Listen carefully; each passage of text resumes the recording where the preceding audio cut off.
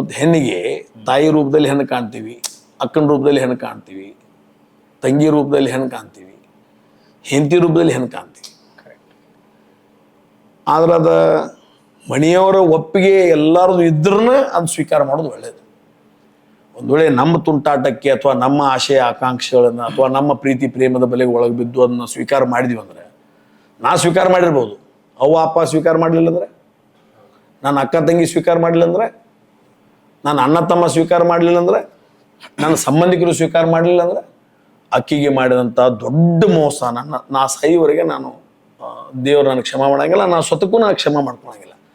ಅದಕ್ಕೆ ಜಾತಿ ಮತ ಧರ್ಮ ಅದ್ರ ಬಗ್ಗೆ ತಲೆ ಕೆಡಿಸ್ಕೋಬೇಡ್ರಿ.